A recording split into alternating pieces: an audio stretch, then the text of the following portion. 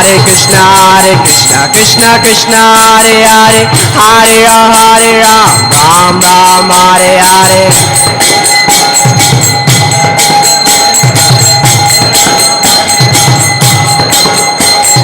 Hare Krishna, Krishna Krishna, Hare Hare, Hare Ram, Hare Ram, Ram Ram, Hare Hare.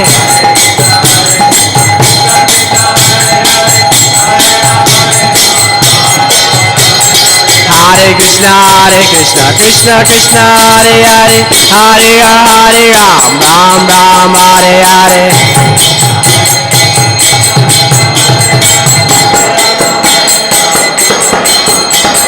Hare Krishna, Krishna Krishna, Hare Hare, Hare Ram, Hare Ram, Ram Ram, Hare Hare.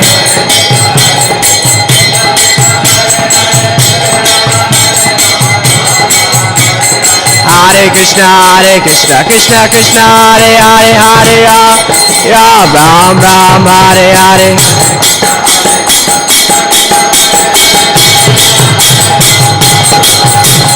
Hare Krishna, Krishna Krishna, Hare Hare, Hare Ram, Hare Ram, Ram Ram, Hare Hare.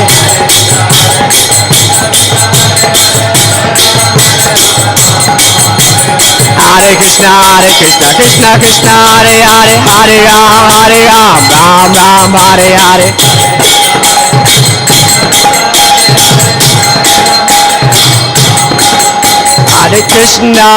Hare Krishna, Krishna Krishna, Hare Hare, Hare Rama, Hare Rama, Rama Rama, Hare Hare.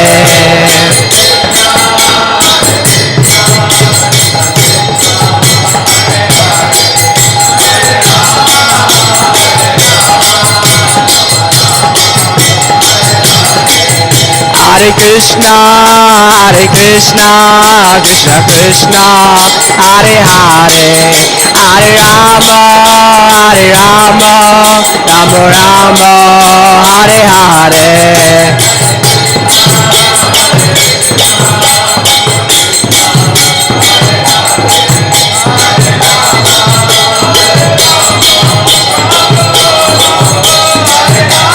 Jaya Prabhupada, Prabhupada, Prabhupada, Jaya Jaya Prabhupada.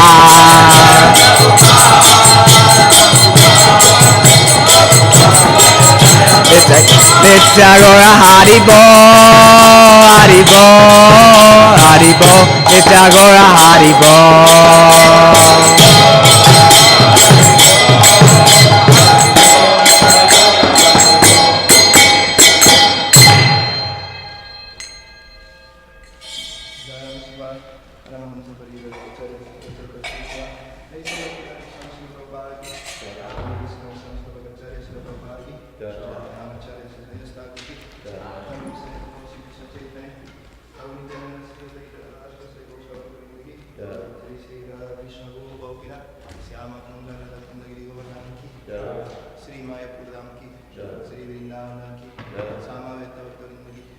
All glory is to the assembled devotees.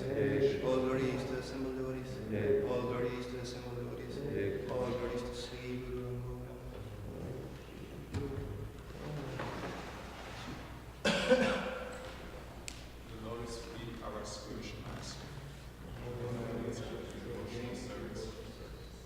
I bow down to his lotus feet with great awe and reverence. By his grace, we cross the ocean into his suffering and obtain the mercy of Krishna. My only wish is that my conscience be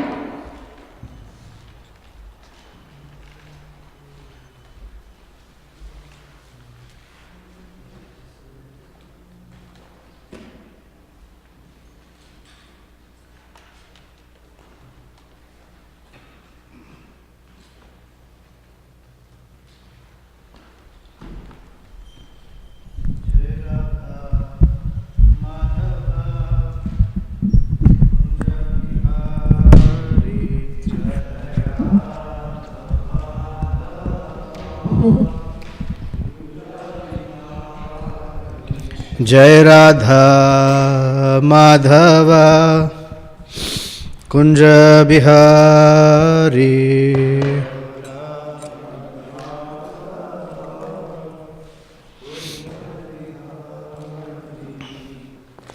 Gopi Jana Vallabha Girivardhari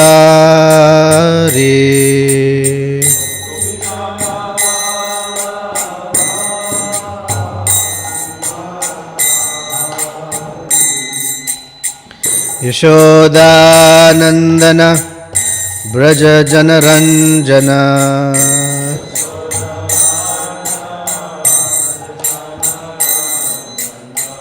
Yashodanandana Braja Janaranjana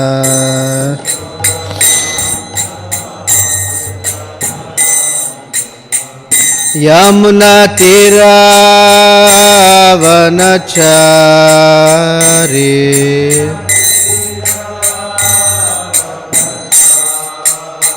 Yamuna Tira Vanachari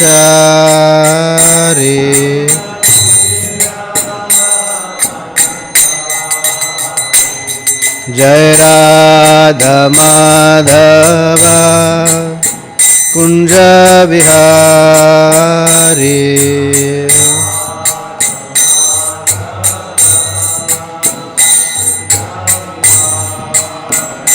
Jaya Radha Madhava Kunja Bihari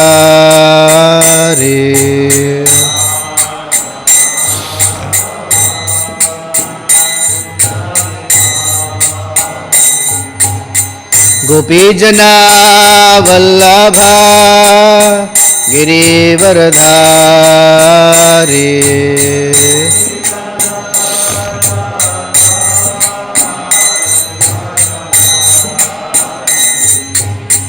Yashodanandana Vraja Janaranjana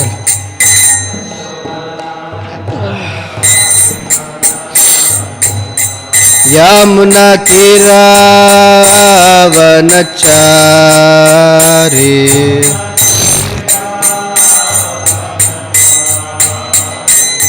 Jai Radha Madhava Kunja Vihari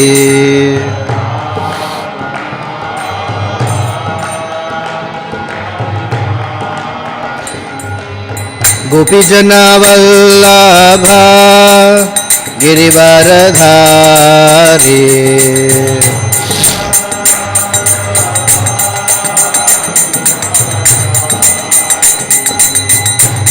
Yashodanandana Braja Janaranjana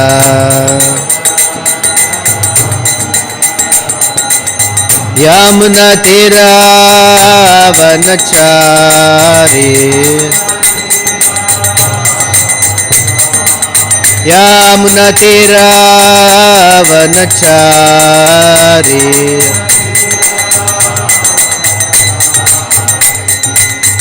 Jaya Radha Madhava Kunja Vihari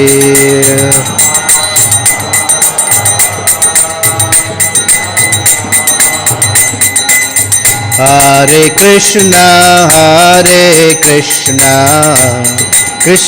Krishna Hare Hare Hare Rama Rama Rama Hare Hare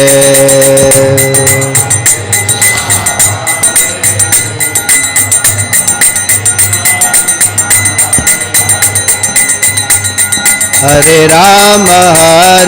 Rama Rama Rama Hare Hare Hare Krishna Krishna Krishna Hare Hare Hare Rama Rama Rama Hare Hare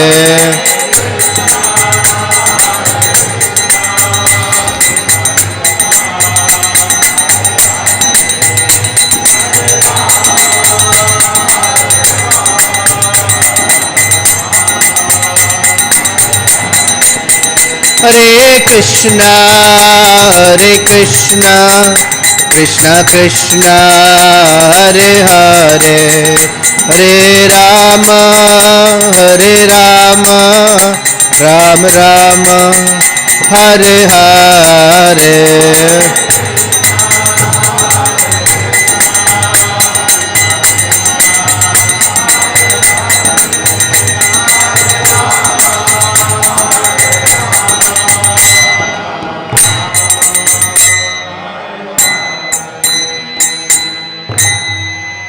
Jayam Vishnupada Paramahamsa Parivrajakacharya Ashtotara Shata Shri Srimad Divine Grace A.C. Bhaktivedanta Swami Srila Prabhupada ki jai, Ananta Koti Vaishnava Vrinda ki jai, Grantharaj Srimad Bhagavatam ki jai.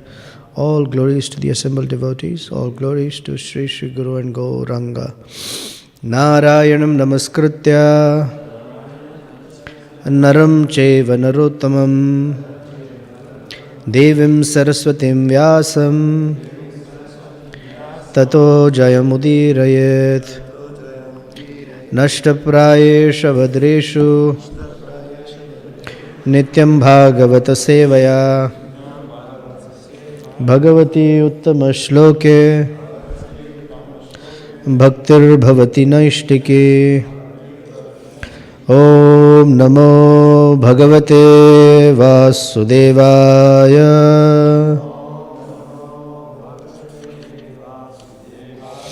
Om Namo Bhagavate Vasudevaya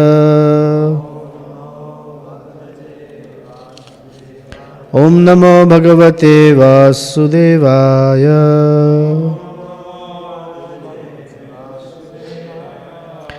Text 17, chapter 19, canto 6.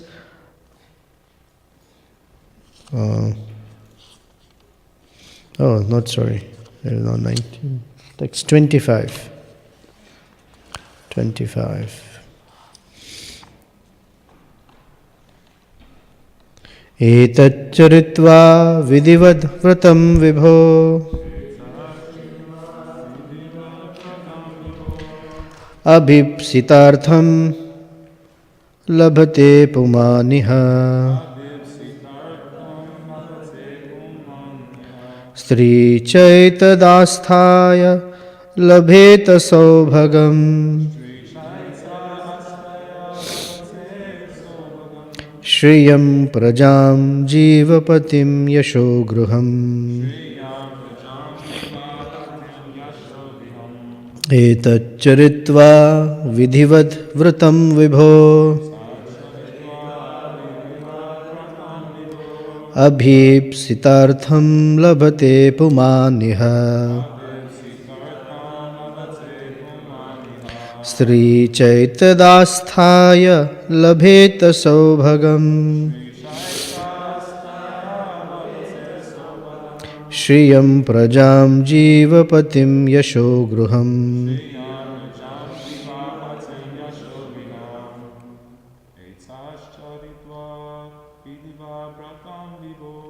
Etascharitva vidivad vratam vibho Abhipsitartham labhate pumaniha Sri chaitadasthaya labheta saubhagam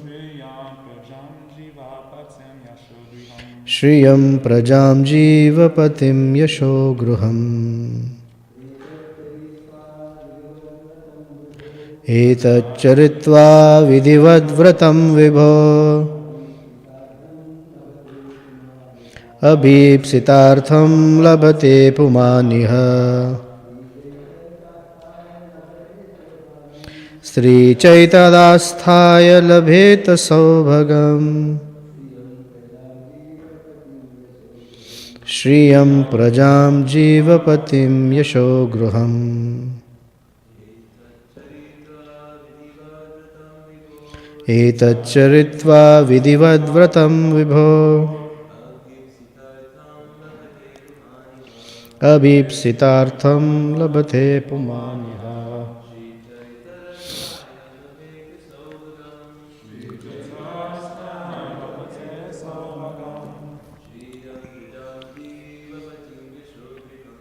Syam.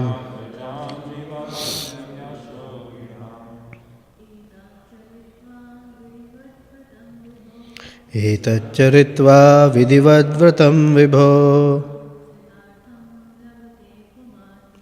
abhipsitartham labate pumaniha.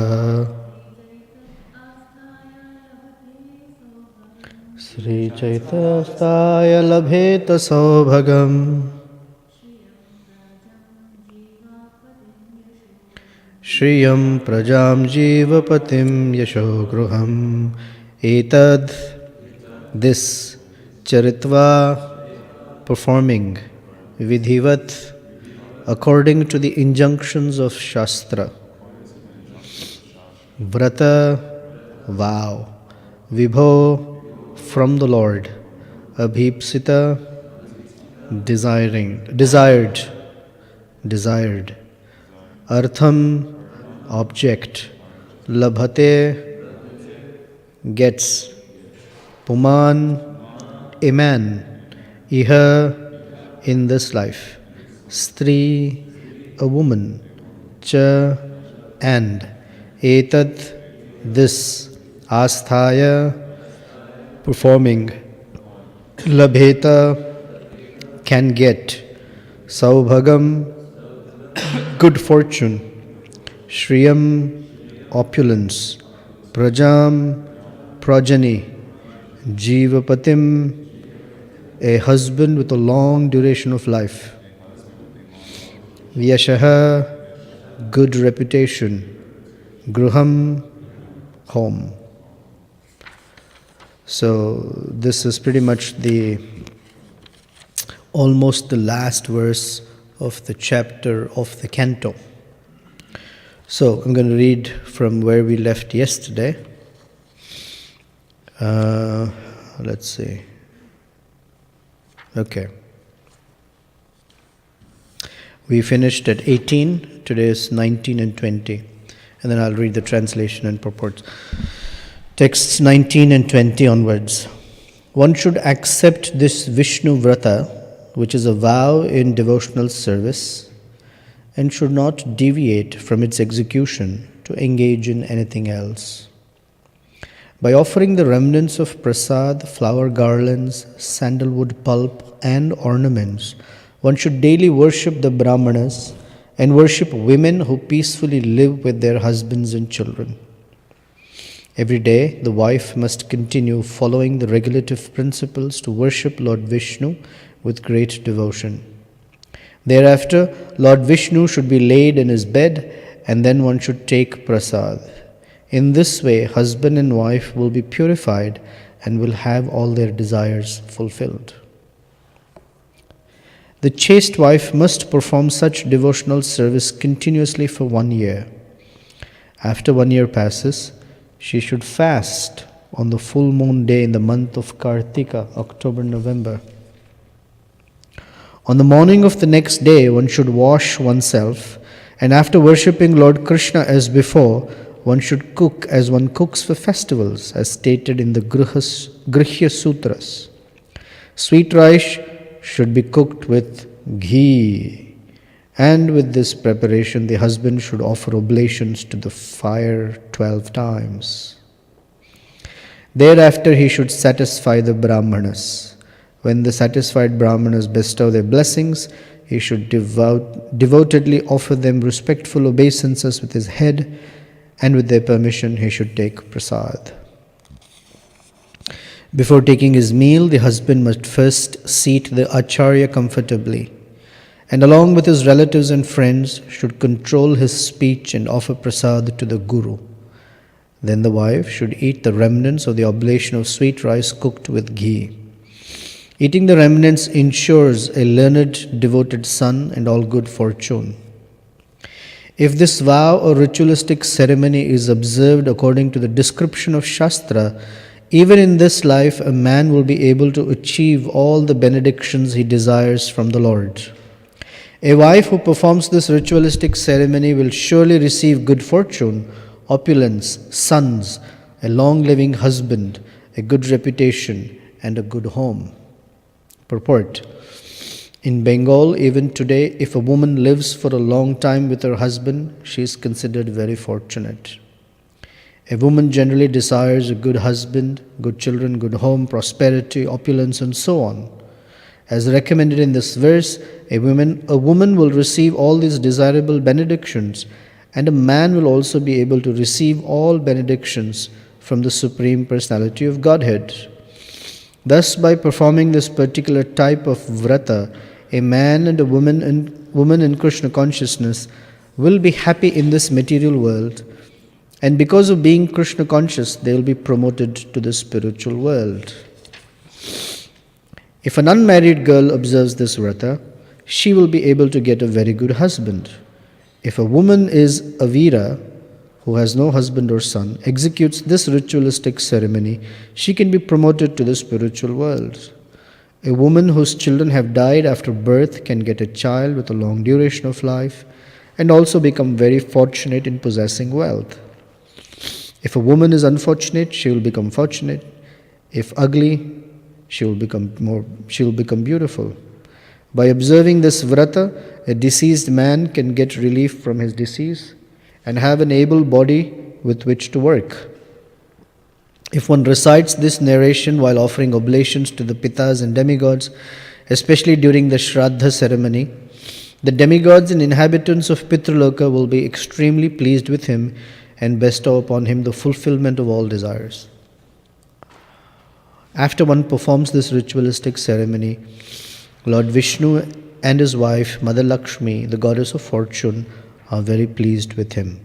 O King Parikshit, now I have completely described how Diti performed this ceremony and had good children, the Maruts, and a happy life. I have tried to explain this to you as elaborately as possible. Thus end the Bhaktivedanta purports, the 6th canto, 19th chapter of the Srimad Bhagavatam, entitled Performing the Pumsavana Ritualistic Ceremony, end of the 6th canto. Ki Jai. Okay, few things that touch me are important for me, and I believe are important for all of us as well. So first of all is this concept of vrata.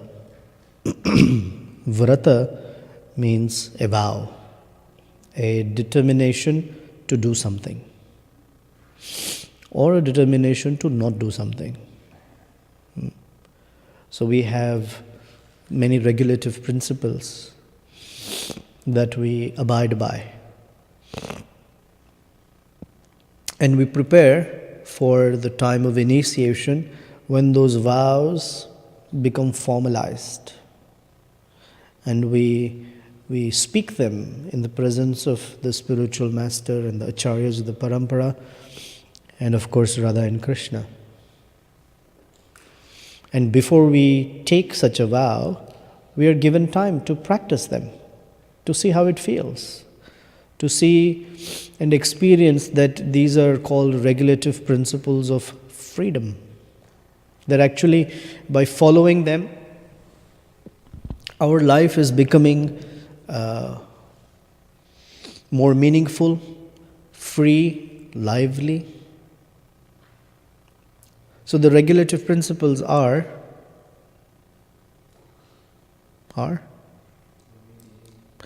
no meat eating, no gambling, no intoxication, no illicit sex. But actually, even before these four, there is something else. Before these four. Chanting 16. That's more important.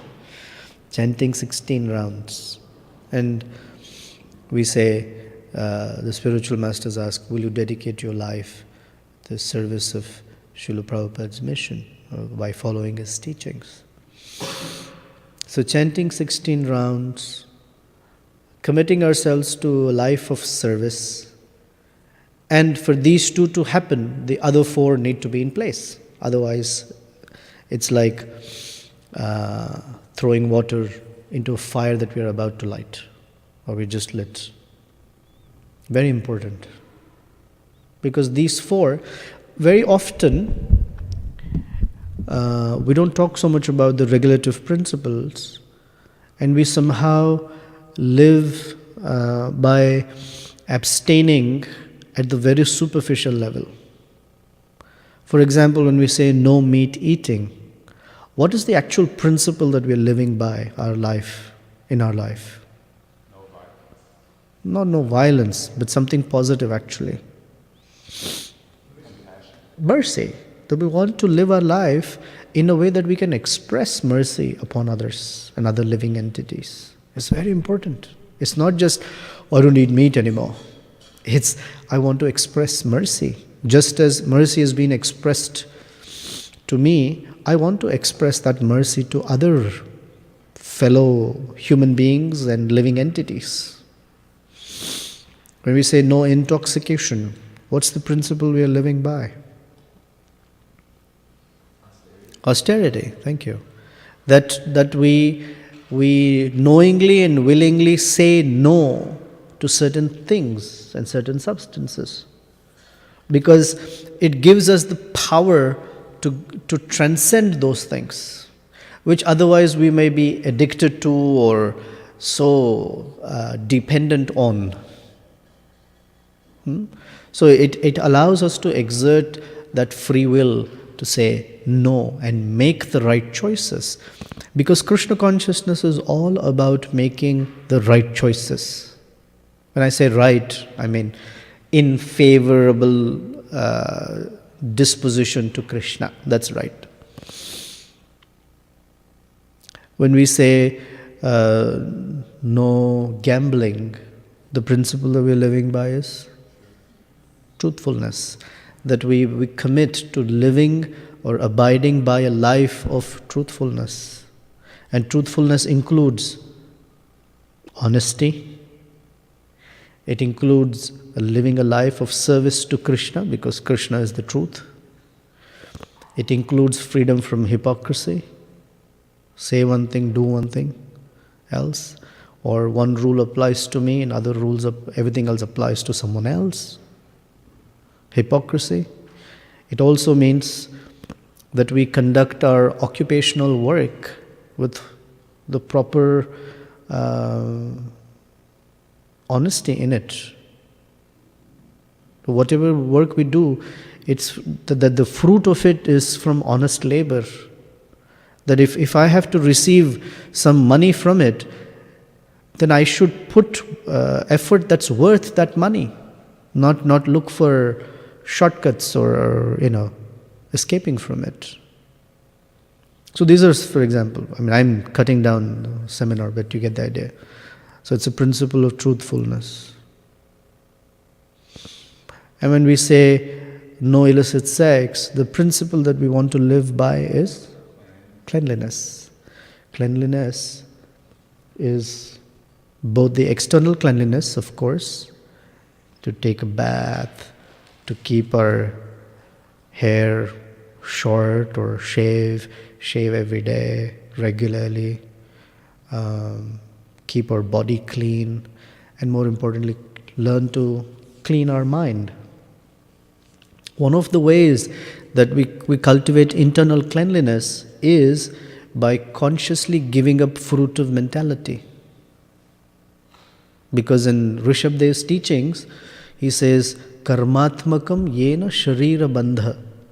Karmatmaka means the mind colored with, the mind contaminated with, the mind messed up with fruitive desires. And even in devotional service, we are somehow impelled by fruitive mentality. I offered all these prayers to Krishna, I offered this service to Krishna. Why is he so late? Why is he not reciprocating quickly enough? Or fruitive mentality means I already have predisposed what that reciprocation should look like. I do this for Krishna and he should smile back at me, whatever. He should do this for me. Krishna is not bound by that. He knows exactly what he needs to do. And learning that my department, the line where's the boundary for me is service. And fruit is in his camp. He has to give it. I cannot force it. Fruitive mentality means I will act and say and do things in a way that gets me my result. That's called Manipulation. I want something, so I make a show of it. Or even if I don't make a show of it, I will still do something because my intention is that fruit. Okay, so that's better than nothing at all. That's cool. But that's not the purest thing. It's like eating sweet rice with grains of sand in it. We try. I mean, it's not like we are expected to be there, but we try. But at least we have our eyes set on the ultimate goal. Right? When a boat is lost, a ship is lost at sea, the only way for it to come back home is they have to see the lighthouse. Now, although they're very far from the lighthouse, they don't say, oh, we're very far from the lighthouse. What's the point of looking at the White House? Not White House, lighthouse. What's the point? No, the point is, as we keep our eyes, our vision set on the lighthouse, it tells us what we need to do now, here, and in what direction. If we lose sight of the lighthouse, even if we put the most effort, we'll reach somewhere else or not reach anywhere at all. So the point is, we often, because we've been in this material world infinitely, we often solve our problems very quickly with a surge of our effort and don't consider that our effort has to be in line with receiving mercy.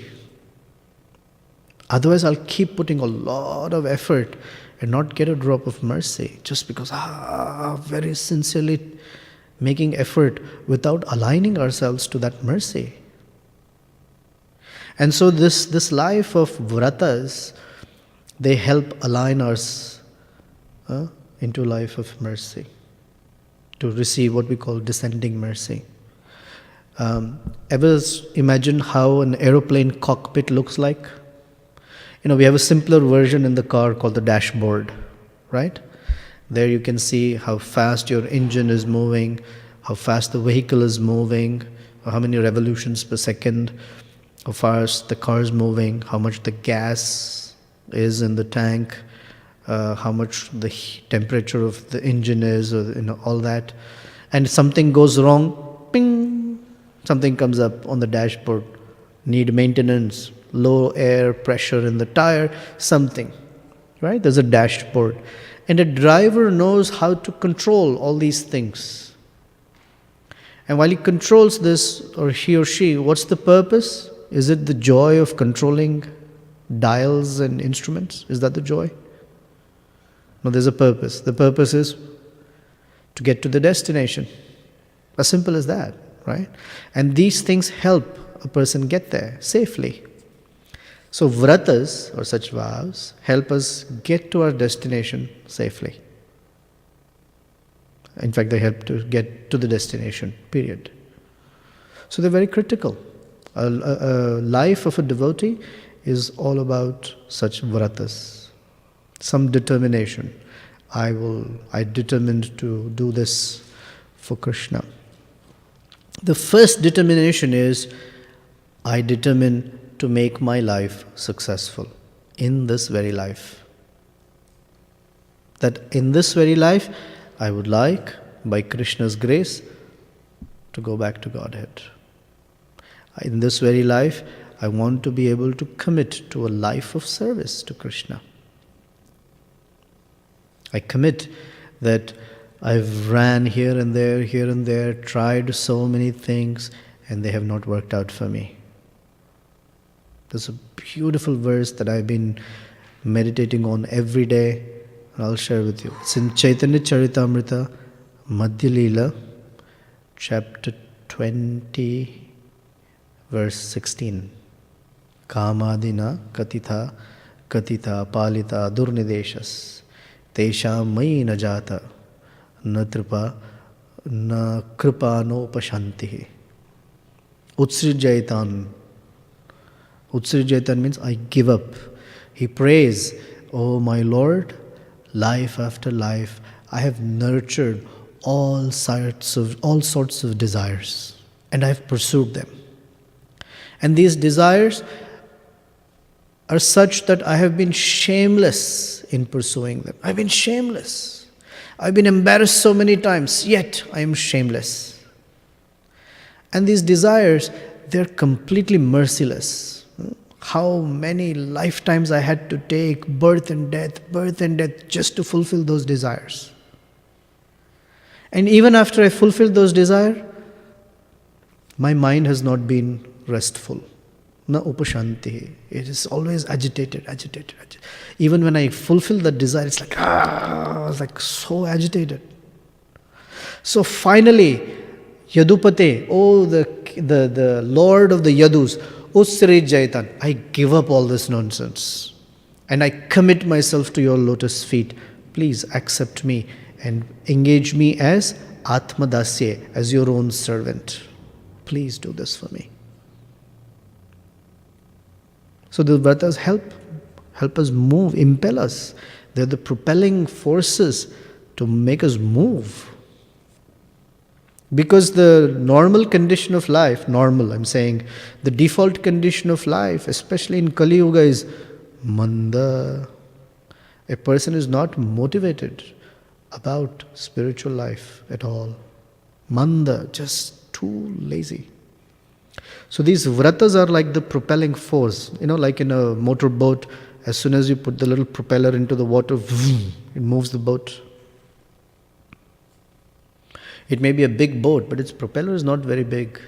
Just because it moves at high speed, it has a strong propelling force. It's like that. So these vratas, they propel our life in the right direction. And that's why they're there in the Bhagavatam. Otherwise, who cares for, all these for a year and getting a nice house and a husband who lives long? I'm not sure a very long living husband is necessarily a benediction for many women, but that's not the point here. And some people are like, oh, this guy is still here so long, whatever. But that's not what one is looking for. All these, like a nice house, a long living husband, the wealth and opulence, these are for facilitating life of devotional service. That's the critical piece here. That's why Parikshit Maharaj is interested. Otherwise, he's about to die in 7 days. He's asking, can you tell me about Pumsavana ritual a little bit more? Like, why are you interested in Pumsavana ritual? Because the center of that ritual is Lakshmi and Narayana and devotional service to them, and so it's very interesting. He's not interested in the house and the family and the goods and the nice drapes and sofas, and it's irrelevant to him. He's about to die very soon. It's like 7 days worth of Bhagavatam recitation, and assuming, although mathematically it's not correct, but assuming each canto is about the same pace, this is like 3.5 days done. Because end of 6th canto means right at the half of the Bhagavatam. Of course, 10th canto is a lot longer. So I haven't weighted each canto according to the number of shlokas, but you get the idea, somewhere in the half, 3.5 days. And he's thinking, can you tell me about Pumsavana ritual? There's a meaning, there's a reason for it. He wants his heart to be, the strings of his heart to be tugged by the meditation on Lakshmi and Narayana, Radha and Krishna. So that's about vratas. So it says one should accept, this Vishnu Vrata, a vow in devotional service, and should not deviate from it or deviate from its execution to engage in anything else. So Dridha Vrata, we hear the word Dridha Vrata in Bhagavad Gita many times. Dridha Vrata means fixed in his vow. And Krishna says that a person who's like that attains the spiritual world. He's able to overcome all his sinful tendencies. Yesham tu antagatam papam jananam punyakarmanam te dvandva moha nirmukta bhajante mam dridhavrata. It is that determination that helps a person overcome sinful tendencies, overcome duality, and engage in pure activities. Without determination, it's very difficult. And determination is developed by austerity or vow. The more one is austere, the more one becomes determined. And that determination fuels or propels the vow, or being fixed in the vow. And then it's about the chaste wife who should fast at the end of the vrata, etc., etc. Then he describes, these are some cultural points but important. The wife and husband, they should cook in ghee, sweet rice cooked in ghee. So very important. Vedic life without dairy products, not possible. And he should offer oblations, and then he should satisfy the Brahmins, the first order of business. So then it's described how he should do it. Before taking his meal, now it says the husband, and we might think, I'm not a husband. But that's not the point. The point is how to honor others. He says the husband must first seat the acharya comfortably, and along with his relatives and friends. So, in the taking of prasad, the first honor is given to the senior-most person, the acharya, the spiritual master. I've seen many programs where the spiritual master or someone is there, like a very senior Vaishnava, spiritual master is there. The program ends and they say prasad, and before the spiritual master is offered prasad, everyone just dukes it. Prasad. This is not proper. First, senior devotee. Here it says spiritual master. Even in a normal course of life, it's that the father or the head of the household is given, you first eat. And when they sit down, everyone else sits. When they get up, everyone else gets up. Unlike the modern convention there's no such order. Whoever's in the line first gets the first order. They eat, sitting right next to someone, they're done, they get up and leave. We were never allowed like that. I'm sure in most households also it's like that if the child or someone finishes their meal, they don't just get up and leave, because others are still sitting. I remember growing up as a young child, our whole family would sit and eat, and they had a particular order in which they would serve, and we'd all be like, and then we would eat quickly. As soon as we're done, get up and leave, and we'd be chastised. Well, how are you leaving? The grandfather is still sitting. You can't just leave like that. I don't want to say. Can I go? Can I go? Can I play? No, you have to wait. And we're like, grandfather, eat quickly. Come on, man. But it was a cultural point. That's disrespect. You have to wait till he's done. When Srila Prabhupada came to America in the beginning, 1966, 67, few disciples were there. They were living in 26 2nd Avenue. And in the morning, Prabhupada came up with his toothbrush, and there was a line outside the bathroom. And Prabhupada stood in line. Just waited. And they all said, Swamiji's come. He's waiting in line. No one said, Swamiji, please go first. Because he's waiting in line. And there were times when one or somebody would wake up late and say, Swamiji, if you don't mind, can I just quickly go in and break the line and go right in?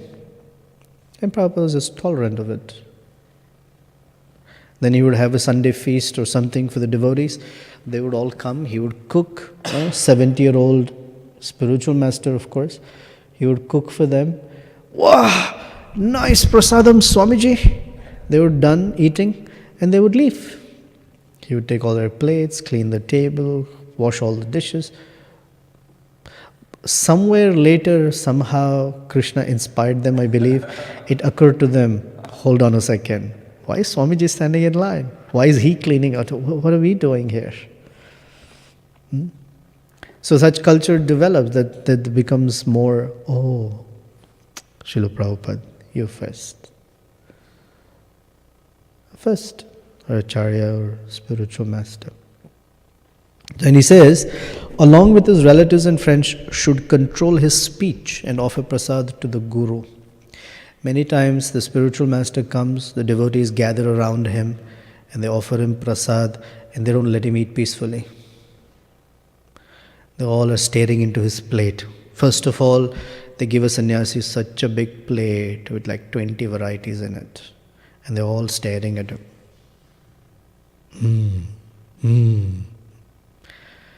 Or they'll be thinking in their mind, oh, he's taken the pizza. I wish I can get a small piece of that Mahaprasad because that pizza looks good. Or something, and it's just, and constantly talking. Maharaj, what do you think? Maharaj, I have a question. Maharaj, please let Maharaj eat peacefully. No, a whole gathering around him. If you notice pictures of Prabhupada, he used to sit away without talking to anyone, just honoring prasadam. Of course, these are very compassionate souls, so they don't mind it, but it's just like hovering around them. It's described, control his speech. That means, in general, when we are in doubt as to what does control speech mean, what we should do? What should we do? Suppose you are in doubt, what does control and speech control really mean? If you have such a doubt, what should we do? Just shut up. Yeah. Be quiet. Don't need to say anything. Just be. It's a joke. Point is, when in doubt, just shut up. It's safer to just... No, we need the lights on, please. It's safer to control speech, silence. There's no burning question. Unless he invites, you have any question, then let it all out. But, get the idea. Okay, then...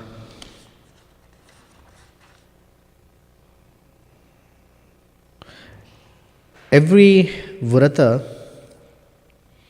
well, the Vedic knowledge or Vedic body of knowledge is, according to Chaitanya Mahaprabhu, categorized into 3 groups, or 3 buckets of knowledge: Sambandha, Abhideya, and Prayojana. Prayojana means the fruit of that activity. The Prayojana of devotional service is love for Krishna. So every vrata has a prayojana, has a fruit.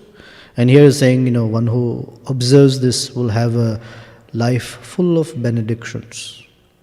Are blessings necessary in our lives? Are blessings necessary? Of course. Because what do blessings represent? Mercy. Mercy of the devotees, mercy of Krishna. And those blessings... if one doesn't have blessings from others, one's devotional service, although executed nicely, doesn't have traction. You understand what traction mean? You have a big SUV. What's that? The GMC Yukon. It's like an elephant. Dinosaur. Oh, big. And it's usually small women who drive the big cars. But anyway. You have a GMC Yukon and there's dirt. Even the GMC Yukon will not move in the dirt. It will just be spinning your wheels. All that you get from it is a lot of dirt gets thrown. So you need traction, something that the tires can grip so it moves. The vehicle moves. So blessings are those tractions without which the vehicle can't move. You need that. Our blessings are blessings. The blessings we receive are Krishna's way of pulling us towards Him. When Srila Prabhupada said, actually I am holding your hair and dragging you back to Godhead. Or he said that this whole movement is going on by the mercy of Krishna. He had once said like that. This was during a Bhagavatam class. And when he said like that, he looked around and everyone was dozing off. It's the head bobbed. And Prabhupada said, definitely, it's going on by the mercy of Krishna. The mercy, the blessings are very important. Very, very. That's why you find devotees. Please give me your blessings. Because somehow by the words of a Vaishnav, even the things that we would not otherwise get manifest in our life. So it's very important to have this overall mood of seeking the blessings of Gaur-Nitai and the disciplic succession, like that, to help move our devotional creeper grow. Very essential. Without blessings, we tend to fall into a trap thinking my effort. Sometimes, like a practical thing, many of us have difficulty waking up in the morning. It's a fact, right? Because whatever, whether it was too cold that night, it was too hot that night, it was late night or something, waking up in the morning gets difficult. And we make so many plans. I'll sleep early. I'll set my alarm far away. I will set 3 alarms. I will do this. I will do that. I will not eat at night anymore. I will have a cup of hot milk at night. Somehow, right? We make all these determinations. And what happens when it's time for Mangalarti? It's always the case. It's the case for all. What is missed out is the mercy factor. That if I eagerly pray for Krishna's mercy, oh my dear Krishna, I really want to wake up, please help me. It works very differently. Of course, he may wake us up and then we may decide, too early right now, I have 5 more minutes. But the mercy factor works very differently. Or we don't find strength in our body. Oh, Baladev, please, you're Balaram, give me that spiritual strength by which I can carry out my services. And suddenly doses of strength come. It's not like suddenly, our muscles go. It's just that we'll be surprised how we were able to carry out our services beyond our capacity. Or at least what we thought we had. So blessings are very necessary, and the benedictions bring us to taste the fruit of what we are doing. So here is all this ritualistic ceremony, has all these benedictions associated with it. And the reason Krishna gives all these is he wants to see us succeed. He's not waiting there to see us fail. He wants us to succeed. As simple as that. So that ends the 6th canto. I thought I'll take a few minutes to review what the 6th canto is all about. Let's see if you remember anything from 6th canto. I know. Kali Yuga. So the chapter 1 was a description of the life of Ajamila. And in that, there's the story of how Ajamila got swayed away from his vows is described. Then in the chapter 2 was the appearance of the Vishnu Dutas to help deliver Ajamila. Because Ajamil did one thing. He called out Lord Narayana's name unknowingly. He called out his son's name, but it happened to be Lord Narayana's name. So the Vishnu Dutas came. So then the Yamadutas, they're a little bewildered. Hey, what's going on? So they go to Yamraj, and there's a dialogue between Yamraj and the Yamadutas. And that's where the theology of the holy name is discussed. How potent the holy name of the Lord is. Then chapter 4 was the Hamsa Guhya prayers offered by who? Who offered Hamsa Guhya prayers? Daksha. Then Daksha offered all these wonderful prayers, and then he had all these sons. The Haryashvas, 10,000 of them, and the Shavalashvas, 1,000 of them. And Narada Muni very quickly recruited them into his ashram. So Daksha became very upset. What is this? What have you done? My sons, they are supposed to populate the universe. You've taken them away and made them brahmacharis. How dare you? And he curses Narada. I curse you that you're not an honest man. I curse you that you will not be able to stay in any place more than 3 days. Narada said, thank you very much. Nice traveling blessing. He took it as a blessing. And Prabhupada says, Narada Muni has passed on the curse to all of us. So I pass it on to all my disciples, sannyas disciples, so they cannot stay in any place for more than 3 days. So Narada Muni was cursed, one after the other.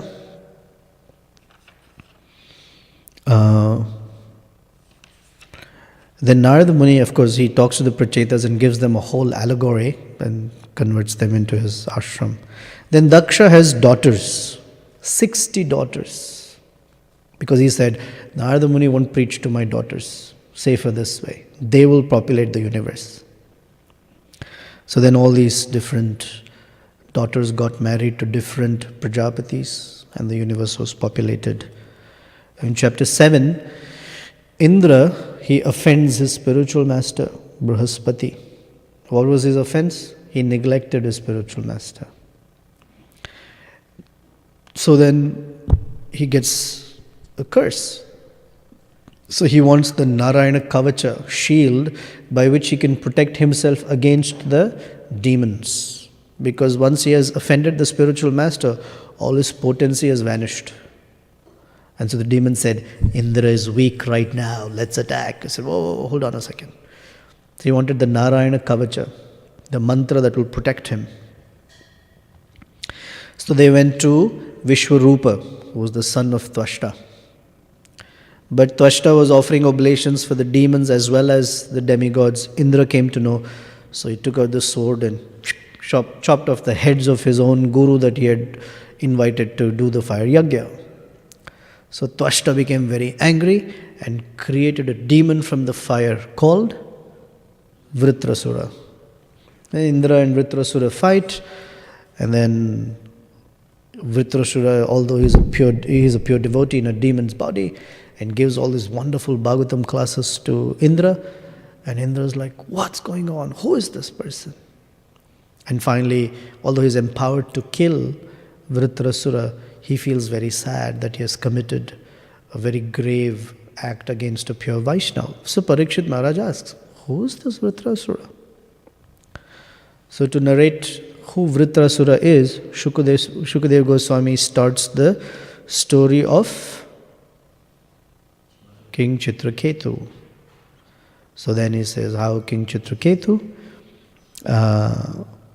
was such a king, but he didn't have a son, so he was lamenting. Then Angira Muni and Narada Muni, they devise a wonderful plan to help Chitraketu become freed of his attachment. So they bless him with a son. Angira Muni blesses him with a son called Harsha Shoka, which means who's the source of pleasure and distress. Chitraketu only hears the word Harsha, doesn't hear the word Shoka. So it's not much. Shoka means what? At the most, he'll be a little indisciplined. It's all right. Come on. Which child is not indisciplined? But he didn't realize that the child's going to die.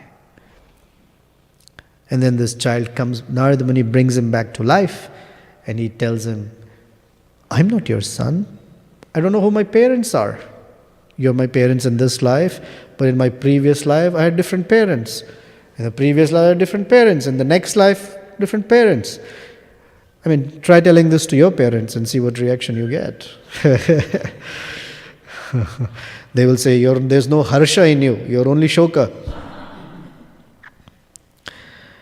So then he overcomes that by the prayers and meditation given by Narada Muni, and he becomes the king of the Vidyadharas and becomes a pure devotee.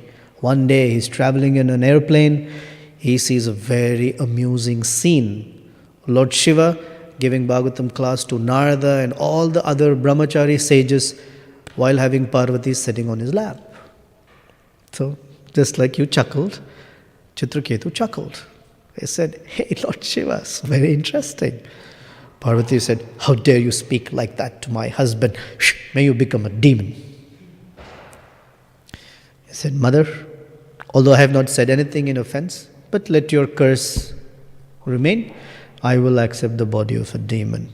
And then Lord Shiva speaks to Mother Parvati, "Although you cursed him, look at how the wonderful devotees of the Lord are, that they don't take anything as a curse, everything as a benediction. And they're not afraid of anything." Then gear shift, and the chapter about Diti taking a vow to kill Indra comes up. Because Indra, he had done something. Because of Indra, Vishnu had killed Hiranyaksha. So Diti became very upset. "I killed my son. I need to take revenge. I should also have a son who will kill Indra." And Kashyapa Muni said, "Oh, okay, whatever you want, I will fulfill your desire," without knowing what the desire was. And then he lamented, "Oh no, look at what kind of desire she has asked. How can I say yes? How can I say no? Okay, let me do something. Let me give her a devotional process by which she'll become purified. And she will overcome that vengeance." And she was given a very strict vow, this Pumsavana vow, to perform. And Indra came to assist her because he wanted to see her. Is there any discrepancy? And he saw one discrepancy in the entire year. That once she had not washed her mouth, hands and feet after eating. And so he entered the womb and chopped off the embryo into 49 pieces. First 7 and then each 7 into 7 became 49, and they were not dead. I was like, "Wow, how are you guys alive?" I said, "Oh no, we're protected." Then he realized, oh, these are great personalities. And he promised them, "I will take you as demigods."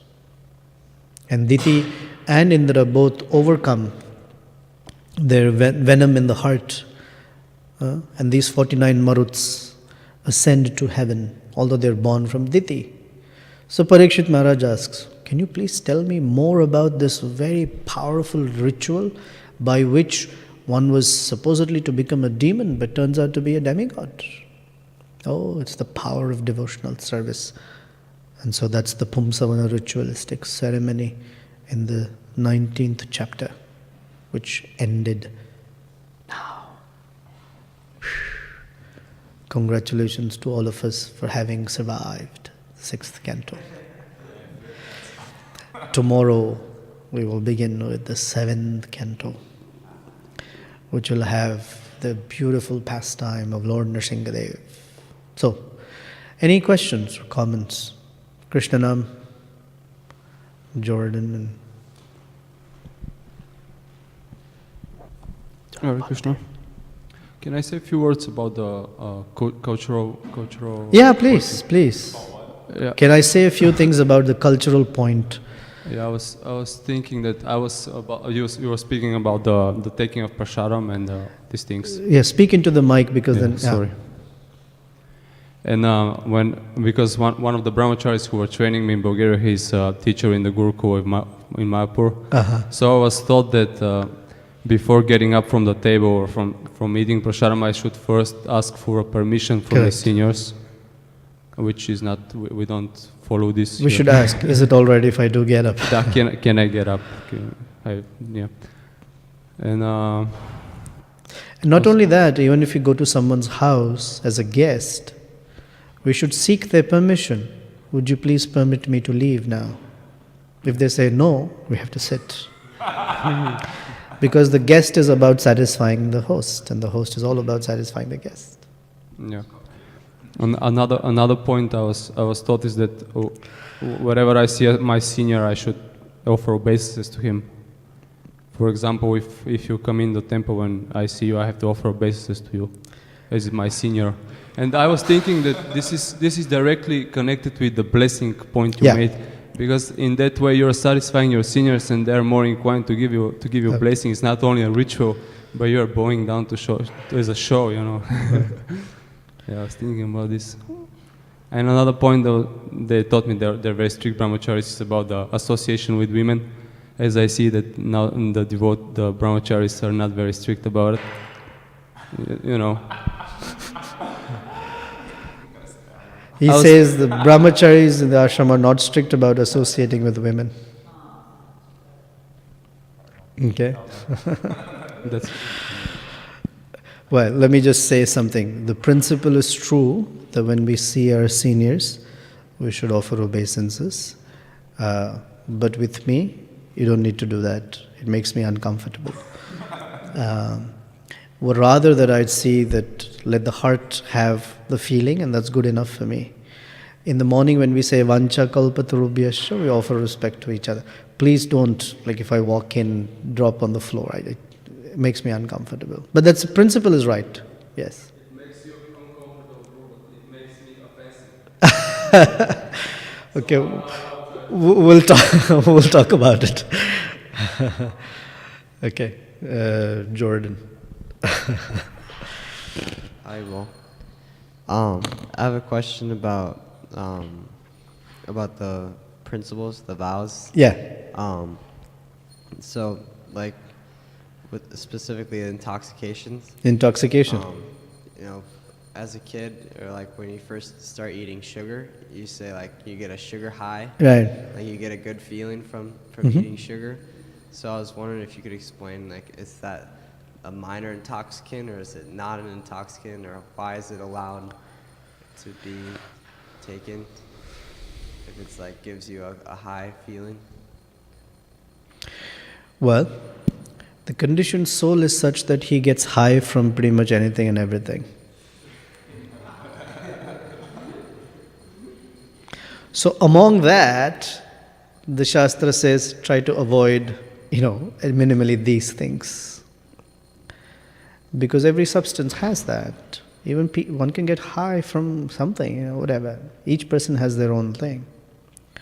Now certain substances have very strong addictive nature. Yes, sugar is also like that. One of the brahmacharis in our ashram, he couldn't maintain himself because I stopped him from eating a big bowl of rabdi every day. Rabri. You don't know what it is, you're safe. Don't worry. Don't go out finding out what it is. It's the condensed milk, sweetened condensed milk that's prepared for the deities. It's hidden.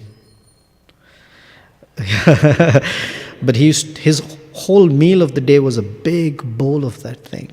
And he felt that sugar helped him. And it was becoming addictive for him. So I asked him to stop. And his mind went on a spin like anything. So it was artificial, but yeah. So sugar, all the Vedic scriptures, there is sugar used in cooking. But our whole diet is not sugar. Because if you have a balanced diet with the bitter substances like chlorella and other salt and things, then the high from the sugar doesn't come as much. But if you look at the Western nations, starting from breakfast to dinner, everything is sweet. Pancake, syrup, desserts, chocolate or candy, this bar, it's all sweet. It's unbelievable. The colas, sweet, everything is either naturally sweet or artificially sweetened. And that's the addiction. It's a very high sugar culture. So generally, one tries to minimize. And if it is a problem, then one should avoid it before one learns to minimize it. Jai Baldev. Actually, it's a whole seminar I had given once. It took 4 days to talk about each. Because there's so many nuances, what mercy means, what this means, what that means. I did it in like a minute. Yeah. Thank you for a wonderful class. This is a joke. Well, before I get to my real answer, in regards You to only get a chance either for a joke or for a realization. What would you like?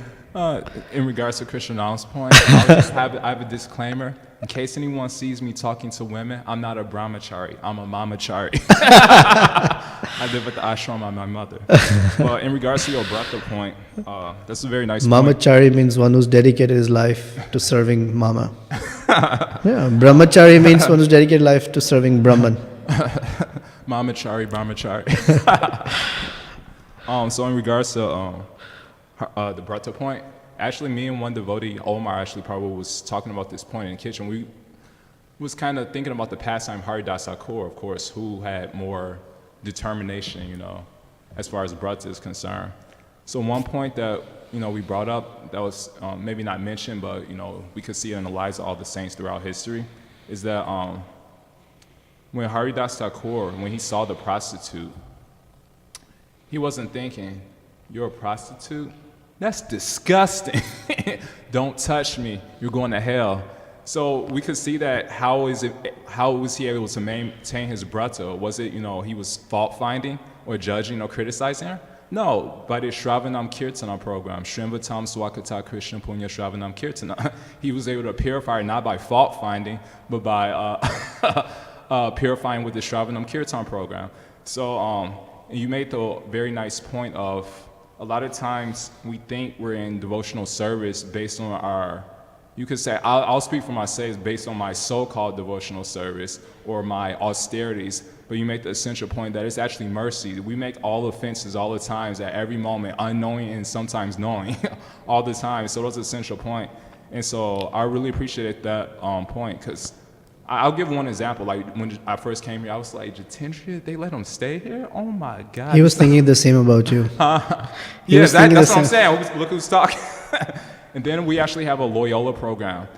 There was this one girl, there was all girls. He's waiting to say something, so. Okay.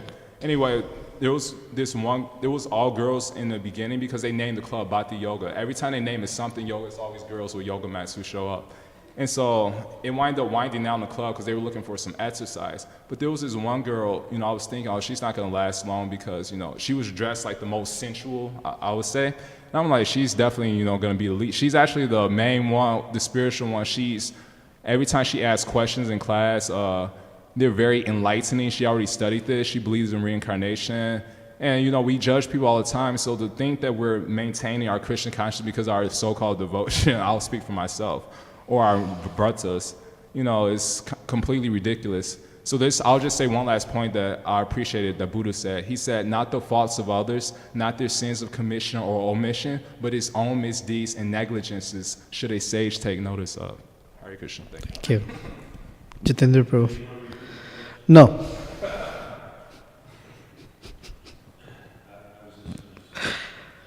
To say if Krishna Nam was here when Krishna Smarnam was here, you have a different, you know, as far as remember when Krishna Smarnam was here, it was a different You know the protocol. Anyway, I'll reserve my comment. So I was just, well, he's not here now, so anyway. Okay, Srila Prabhupada ki jai.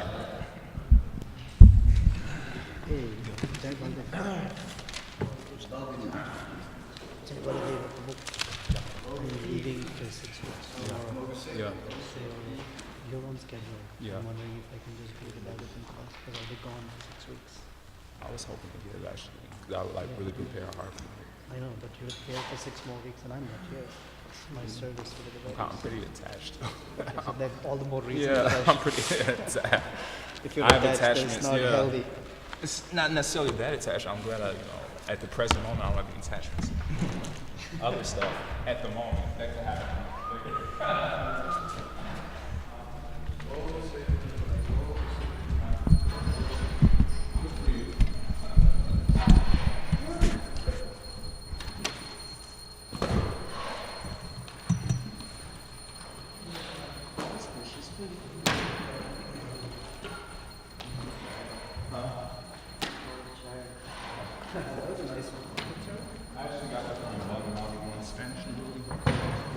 He said his mom wanted him to move back home and get married, or move back home at least. He was like, if I move back home, I'm not a brahmachari, I'm a brahmachari.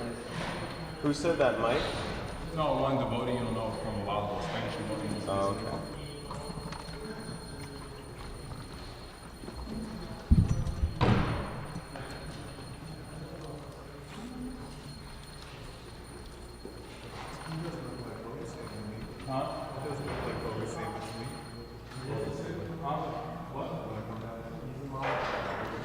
I'm leaving in the morning. Actually, that's a goal. Actually, I might not. Do you have something for me for tomorrow? Do you have something for me for tomorrow? Anyway, I don't think I'm gonna do this tomorrow. So tomorrow.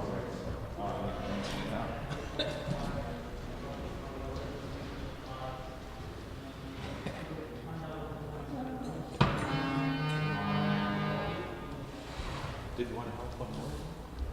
Yeah. Now? I guess since you said I'll do it.